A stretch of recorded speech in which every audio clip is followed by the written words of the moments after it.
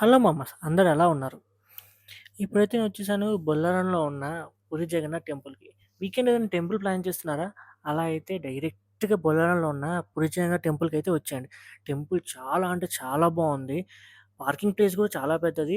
ఎలాంటి ప్రాబ్లమ్ లేదు vehicles parking గూడా. సో, ఇప్పుడు డైరెక్ట్‌గా మనం టెంపుల్ లోపటికైతే ఎళ్ళిపోదాం. టెంపుల్ లోపటికెళ్ళిపోయి టెంపుల్ అయితే నేను చూపిస్తాను. పదండి మనం టెంపుల్ లోపటికైతే ఇప్పుడే ఎళ్ళిపోదాం.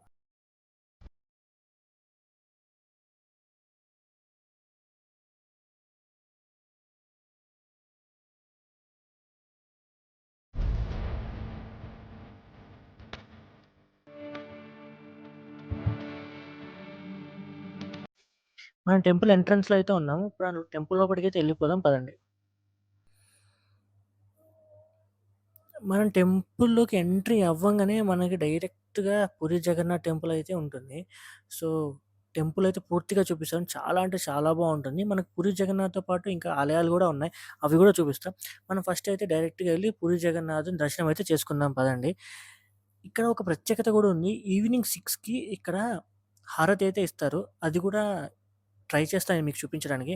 లోపలికి మొబైల్స్ అయితే నాట్ అలౌడ్ అండి. నేనైతే కుదిరినంత వరకైతే మీకు టెంపుల్ అయితే చూపిస్తా. చూసేయండి మీరైతే.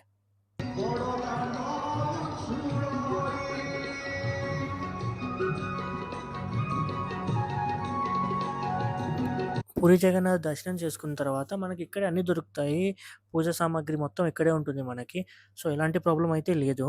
అలాగే మనకిక్కడ రైట్ సైడ్‌లో హోమ మండపం గూడా ఉంటుంది. అలాగే మనకిక్కడ చిన్న కొలను గూడా ఉంది. కొలను గూడా చూపిస్తా చూడండి. చాలా అంటే చాలా బావుంది కొలను గూడా. చిన్నదే కానీ బావుంది చూడ్డానికి. రాధాకృష్ణులతో చాలా అందంగా ఉంది.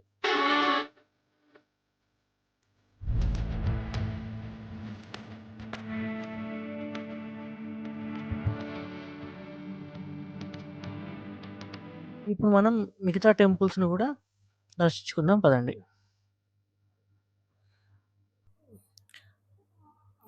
మనకి లెఫ్ట్ సైడ్‌లోనే ఫస్ట్ శివాలయం అయితే ఉంటుంది. సో, ఇప్పుడు మనం డైరెక్ట్‌గా ఎళ్లి శివయ్య దర్శనం చేసుకుందాం పదండి.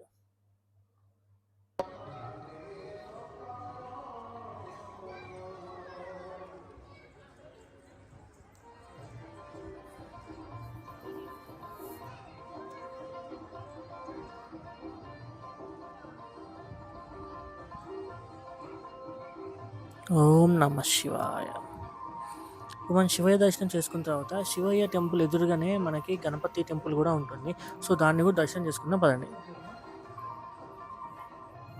శివయ్య దర్శనం తర్వాత మనం గణపయ్య దర్శనం చేసుకుందాం పదండి. ఇప్పుడైతే మనం వచ్చేసాము గణపయ్య టెంపుల్‌కి. శివయ్య టెంపుల్ ఎదురుగానే ఉంటుంది ఇదైతే. సో, ఇప్పుడు డైరెక్ట్‌గా మనం వెళ్లి ఆ గణపయ్యనైతే పూజించుకుందాం పదండి.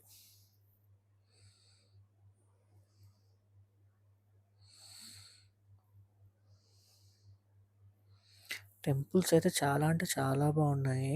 ఇప్పుడైతే మనం గణపయ్యనైతే దర్శించుకున్నాం కదా! మనం నెక్స్ట్ అయితే అమ్మవారి టెంపుల్ అయితే ఉంది. అమ్మవారి టెంపుల్ దగ్గరికైతే వెళ్దాము.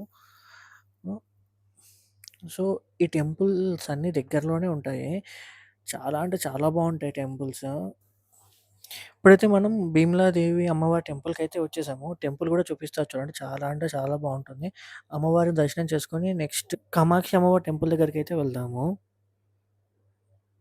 ఇప్పుడైతే మనం వచ్చేసాము కామాక్షి అమ్మవారి టెంపుల్ దగ్గరికైతే. అమ్మవారిని దర్శించుకొని నెక్స్ట్ మనం హనుమాన్ టెంపుల్‌కైతే వెళ్ళిపోదాము. అలాగే మనకి ఇక్కడ వచ్చేసరికి గోడల మీద రామాయణం గూడా శిల్పాలా చెక్కారు. అవి గూడా చూపిస్తా చూడండి. ఇవి చాలా అంటే చాలా బావుంటాయి. అంతా సరౌండింగ్స్‌లోనే ఉంటాయి టెంపుల్స్. టెంపుల్ అయితే చాలా పెద్దది. అండ్ కొత్తగా అయితే నిర్మించారు. టెంపుల్ చాలా అంటే చాలా బావుంది. ఇప్పుడైతే మనం హనుమంతుని దర్శించుకుందాం పదండి.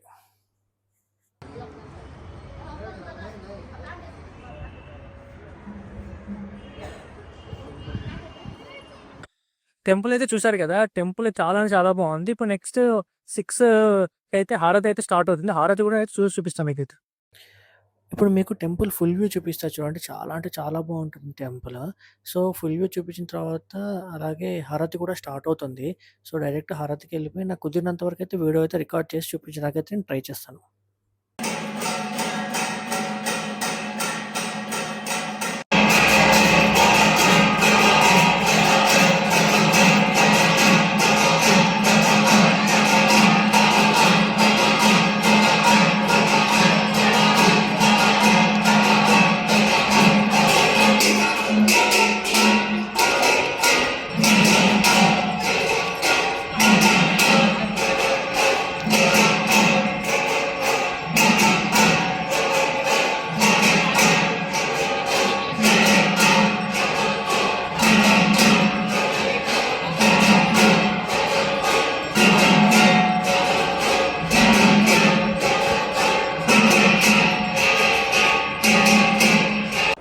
వీడియో అయితే చూసారు కదా, వీడియో నచ్చితే లైక్ అండ్ షేర్, సబ్స్క్రైబ్ మాత్రం మర్చిపోకండి.